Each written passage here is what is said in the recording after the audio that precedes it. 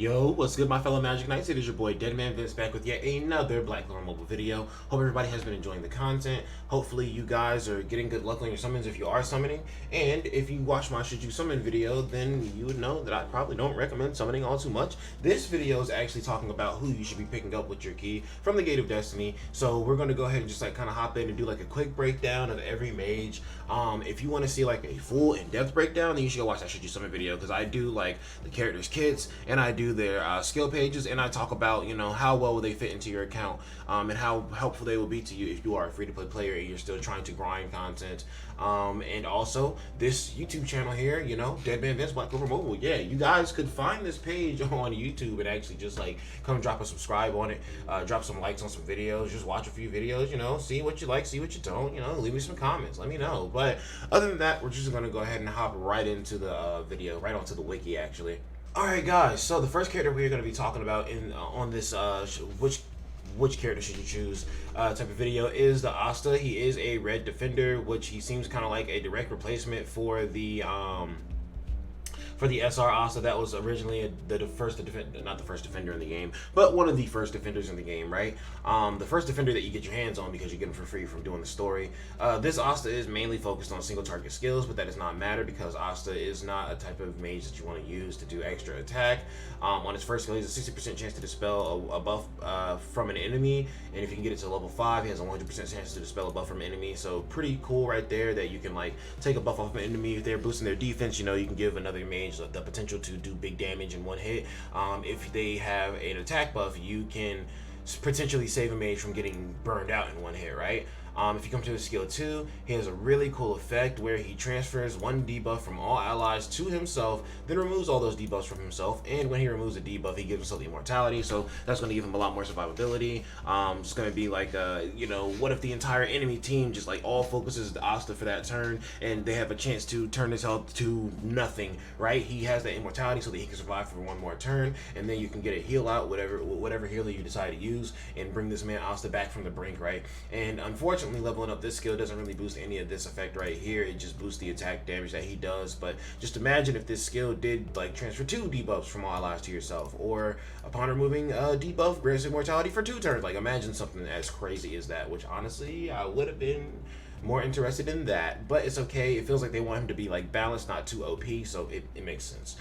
His ultimate skill is an 80% chance to inflict taunt on the designated enemy for a turn, because this is of course a single target, and then it has a 25% chance to inflict taunt on all enemies. If you can get the skill to level 2, you can get a 100% chance to taunt on one of the enemies. If you can get it to level 5, you can get a 34% chance to taunt on all the enemies. So that's pretty good. A 1 in 3 chance to taunt every single enemy on the enemy team. Every time I read this, I just try to think, is there a mage that has like that good of a chance to stun, or not stun, to taunt the entire enemy team like all together in one sitting? I come from Grand Cross where taunting is like a buff you put on yourself and then everybody just has to abide by that. But with this game, with taunt being a debuff on enemies, it's a lot more kind of like skill based. It's more so, it's not as much as, oh, I'm gonna pop my taunt, I'm good. It's more so, who do I want to focus my taunt on so that they don't burn down another mage, right? Asta's combined attack is going to be a 55% chance to inflict stun to an enemy for 1 turn, and if you can get this skill to level 5, you can get to a 75% chance to inflict stun on the enemy, so that's actually really good. That's literally a 3 out of 4 chance, so, you know, take your chances with that as you will. This is of course a single target as well, but again, a more strategy, like kind of like oriented type of thing, as opposed to just doing stun on everybody. That would be ridiculously OP, especially with him being a debuff, or not a debuffer, especially with him being a defender. His passive skill is for each active taunt on the enemy, he has an extra 3% damage, reduced damage taken, which can be really good if you're facing a team of 3, because this right here probably doubles to like 6%. I think it does actually. I looked at Asta's skill in the game, and honestly I have the game right here. I can actually just take a quick look at it. And by the way guys, while I'm talking about it, if you are curious about like a more in-depth breakdown where I kind of like go more into detail about each one of these mages, you can definitely go check out my Should You Summon video that I dropped yesterday. Very informative. Looking at Asta's, oh, I can't see it yet. Okay, yeah, I'm gonna assume that Asta's skill jumps up to 6% reduced damage taken when it gets to 5-star. This is just a 2-star effect. At the start of battle, grants all ally status change immunity for 1 turn. So what I think this is like mutate, like whenever an ally gets changed into something else and they just lose their turn. Because it's weird that it doesn't say DOT or debuff. It specifically says status change. So that's what I'm thinking it is. Asta also has the 2nd highest defense in the game as a defender, but right after Mars, and we all know Mars is like an incredible deep or tank, right? Then right here, if you look at the HP, Asta actually has the 2nd most HP compared to Raddy's, so that's pretty interesting actually.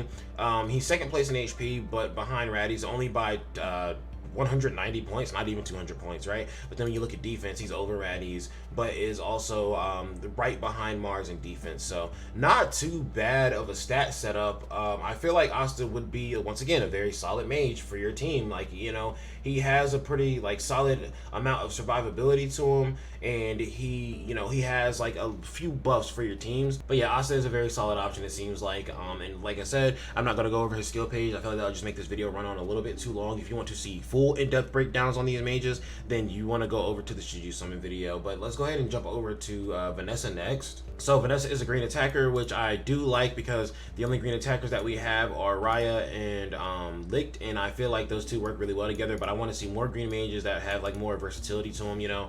I'm not saying that Raya and Licht are not good individually, which they are, but I feel like Vanessa's kit is probably the funnest kit out of all of these like characters here. If we go down and look, Vanessa is mainly focused on single target, but she does have an AoE on her ultimate skill. Her first skill is going to be a bleed, which we all know what bleed does, just a continuous 5% maximum HP to enemy for 2 turns. Yeah, for 2 turns. Her second skill is going to be Love Smash. Grants herself a Blessing of Protection. Pretty much Blessing of Protection blocks damage, or not blocks damage, but whenever damage is blocked, restore HP by 8% of their maximum HP. And grants self immunity to, or self debuff immunity for 2 turns, right? So giving herself a little bit more survivability as a DPS is not too bad. And I feel like they are focusing a lot on Vanessa's like defensive side, like survival side, and that amplifies her attack power much more, right? So on her skill 2, the debuff immunity is going to be really good because she can't get damaged over time. She can't get a magic blower or anything like that, right? Then we come over to her ultimate skill, which has a 50% chance to silence an enemy for 2 turns. Now, that 2-turn silence sounds really incredible to me. I feel like this could make her somewhat viable in PvP, but since it's only a 50% chance, I don't think that that's going to be like the saving grace for her. Obviously, you know, pop it off on the first turn, see what you get, see what happens, because, you know, you can inflict 50% silence, maybe not on the entire enemy team, but maybe you can do it on the most impactful enemy and still get very good results from it. Her combined attack is going to be, if an enemy is inflicted with debuff, attacks after granting herself 30% increased damage. Now, if you can get this skill to level 5 right here, this is going to be a 50% increase in damage, which is like really massive, especially when we go over Charmy as well, because you'll see that those two work really well together in combo, right? Her passive skill is, if damage resistance is 205 or higher, grants 3% increased damage dealt, 270 or higher, 5% increased damage dealt, 310 or higher, 10% increased damage dealt. Now, Vanessa's damage resistance is going to start out at 231, so you're easily clearing this, and then literally for these other 2 effects, you just need mages that can buff damage resistance. But if we want to talk about her second level to this skill, which I'm pretty sure it's pretty crazy. I looked at it yesterday. If your damage resistance is 238% boost to damage increased, if you have 310, that's a 15% boost to your damage dealt.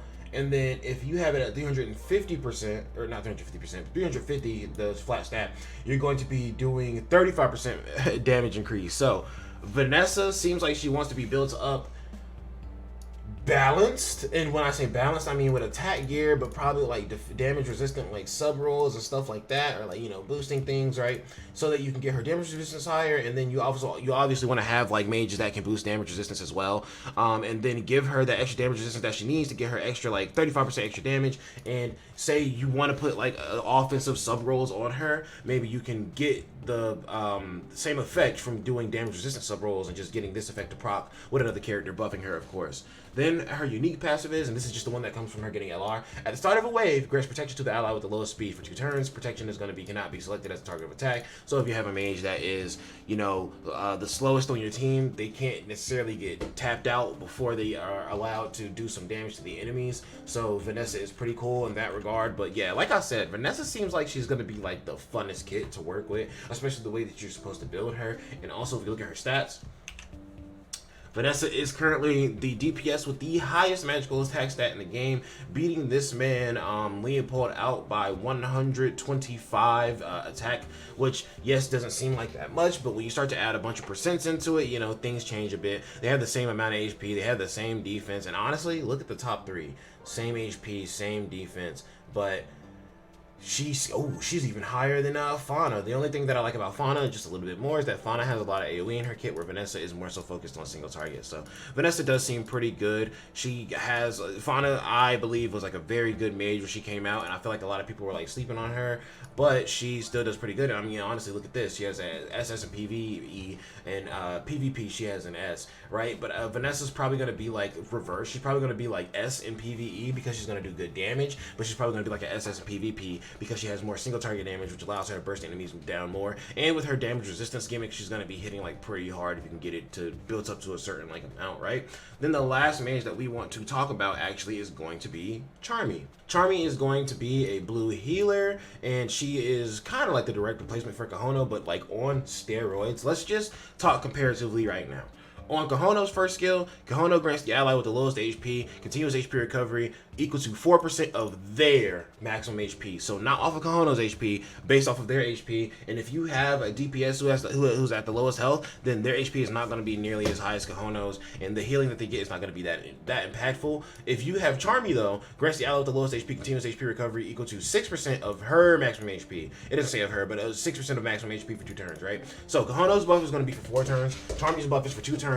But Charmy's buff is going to heal marginally more because Charmy, one, has better HP, and we'll go over that in a second, but also is doing a higher percent just like off rip, and also has a 45% chance to grant the ally increased special points. And this is on your skill 1, so you can spam this. If you get really good luck, you can get like, you can use Charmy 3 times in a row and boost somebody's HP, or boost somebody's skill points like every turn that you do it, right? That's just how RNG works. It's not guaranteed, but like there's a possibility of that happening, and that already puts her like leagues over Kahono, because along with that special point recovery, she's giving more HP. Yes, it's for less turns, but it's scaling off of her HP, which is going to be more impactful. And if you can get the skill to level 5, you're going to be doing an extra 6% HP, so you're going to be doing 12% of Charmy's maximum HP for 2 turns to an ally. Then if you come down to her skill 2, we will see that she grants all allies continuous HP recovery 4.5% max HP for 2 turns. Now, the reason why this is crazy is because on Kahono's skill 1, like I said, it is 4% of that mage's maximum HP with the lowest HP, right? That mage's maximum HP for 4 turns. Charmy does 4.5% to all allies for 2 turns. So her percentage on a skill that heals everybody for 2 turns less, yes, is 5.5% higher like at the start. And if you can get it to level 5, it becomes 10.5%, which Kahono's skill 1 turns to 8% once you get to level 5. So all around, this skill just heals more, but it heals everybody as opposed to healing one person, so that's major. Obviously, this is her skill 2, and it has a 2-turn cooldown to it. It also applies Dispel DOT for yes, Dispel DOT times 1 to all allies. So if every ally has 1 DOT, then boom, it's gone. Also, if you have her skill page, she grants all allies increased crit damage resistance level 3 for 2 turns. So your mages could literally get crit and it's still not even hit them that hard because of this buff right here. Then we come down to her skill 3. Grants all allies continuous HP recovery of 10% of their maximum HP for 2 turns, or not their maximum HP, but 10% of maximum HP for 2 turns. And if you get it to level 5, it's going to be an additional 10%. So then you're getting 20% maximum HP. Think about the fact that you can nearly heal half of all your mage's HP over 2 turns. You can space it out. So you get that initial heal on the first turn, and if they get hit until your next turn, it's fine, because on your next turn, they're going to be getting that next HP buff again, right? She also increases their defense by 3 she increases their defense level 3, or it's an increased defense buff level 3, which increases their defense by 175%. So after she gives them that continuous heal, to make sure that they do not just instantly lose their health after starting to get healed, they're going to be getting HP, or they're going to be getting a lot of defense to make sure that they can take a few more hits than usual. Then she has a 45% chance to grant all allies increased special points. So, as you can see, we just went through the first 3 skills on Charmy's kit. Skill 2 does not have SP point boost, but the skill 1 and the ultimate skill does, and skill 1 is the main one that's really important because you can just spam that every single turn. Her combined attack is going to increase a mage's attack, or grants increased magic attack level 5 to the partner's mage attack, and 50% chance to grant partner with an SP point. And if you get this to level 4, she has an 80% chance to increase their special points, and she can boost it by 2 instead of by 1, right? And also that level 5 magical attack increase, I've already seen it in game, is 100% boost to magical attack. So this is what I was talking about. If you combo Charmy with Vanessa, and Vanessa's combo skill is that she increases her, if you get it to level 5, her combo skill is that she increases the damage she deals by 50%, and she is somebody who scales off a magical attack, and she has the highest magical attack in the game. That means if you put Charmy beside Vanessa and you use their combo skill, Vanessa is going to boost herself by 50%, and then Charmy can boost her magical attack by 100% as well, and then you're just doing really big damage with that skill, whatever boss you're facing. Also, her passive is when an ally's turn ends, grants 3% maximum HP as recovery to the ally with the lowest HP. So say it's Yami's turn, but Yami doesn't have the lowest HP. Charmy does, which that wouldn't happen, but just example, Yami's turn finishes, Charmy gets HP boost. Now Yami has the lowest HP for the next turn because Charmy boosted herself up. Fenrir takes his turn, Yami gets healed. You see what I'm saying here? At the end of every ally's turn, whoever has the lowest HP, their health is just going to get upped by a little bit. And this is her skill for her 2-star awakening. So if you get it to 5-star, this probably turns into 6% of maximum HP as HP recovery at the end of every ally turn, bro. No extra gimmicks, no extra caveats to it. And also, her unique passive is going to be the same as Kahono's, grants 10% increased maximum HP. Now, let me tell you why all this is very impactful. Not only is she giving you the magical attack, she's giving you special points everywhere, she's giving you defense here, she's giving you continuous HP buffs everywhere, whether you're actively doing it or passively doing it, then gives herself 10% increased maximum HP. This buff is the same as Kahono's, and I will tell you right now, I have HP gear on my Kahono, and her HP is at 102,000, and honestly, one of the pieces, so it's a 4 gold star. I can just plug up the game and show you actually.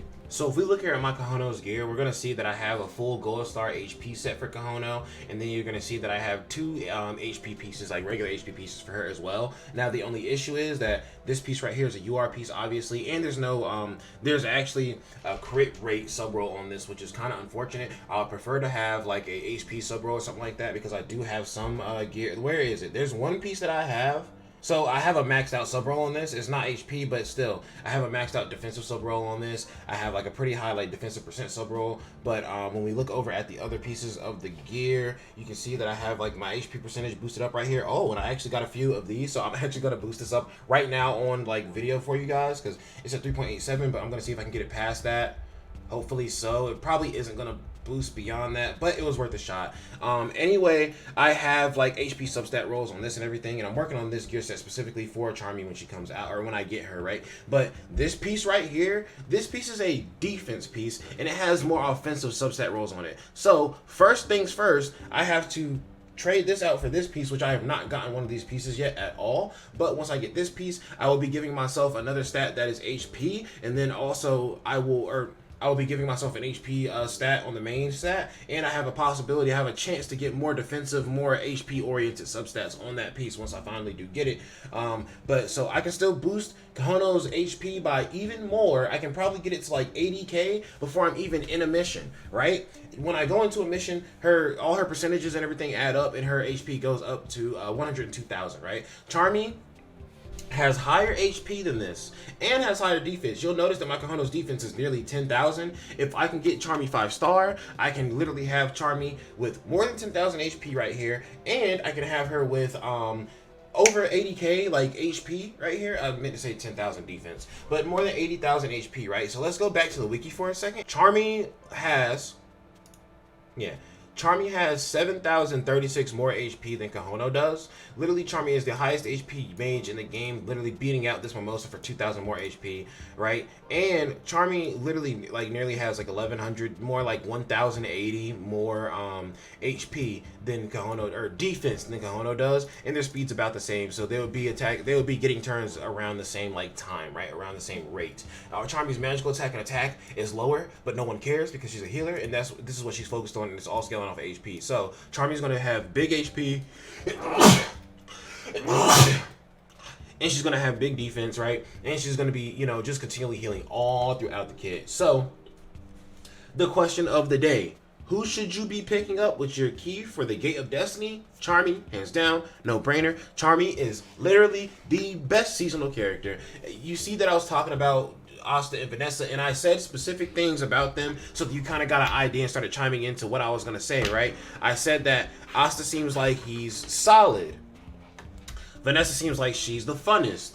Charmy is literally the best, right? So go for Charmy on your Gate of Destiny, and then I believe you do not summon at all. And I said this in my Should You Summon video, but I just want to reiterate, do not summon at all. Get this Charmy from the Gate of Destiny. She's going to be very impactful as a healer for you, even without her skill page, even without extra duplicates. And then you can save all of your black crystals for that man Julius who's coming up, because Julius has a new banner format and everything, and I'll be making a video a little later about that as well. But yes, use your key for the Gate of Destiny on Charmy. Charmy is an absolute goddess, god tier. There's no escape. This is the choice for you.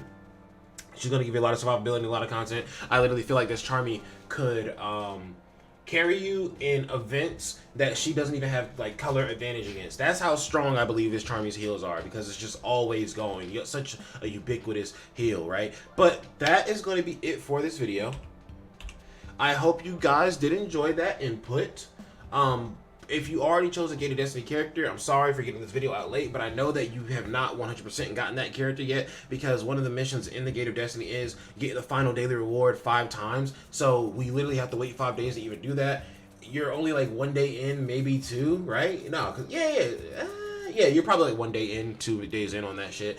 You could literally change your Gate of Destiny character to Charmy. If you've already chosen another character and you've built up in your mind that you want that character, that's fine. Play the game how you will. But I'm going to tell you, Charmy is going to be your best bet. But that's going to be it for your boy, DEADMANVINCE. I hope you guys enjoyed this insight. I hope you guys are having fun with Season 3. And I will be making a video later today on the Season 3 event that's going on right now. So you guys have a good one and wait out for that. But that's going to be your boy, DEADMANVINCE, signing out. Peace.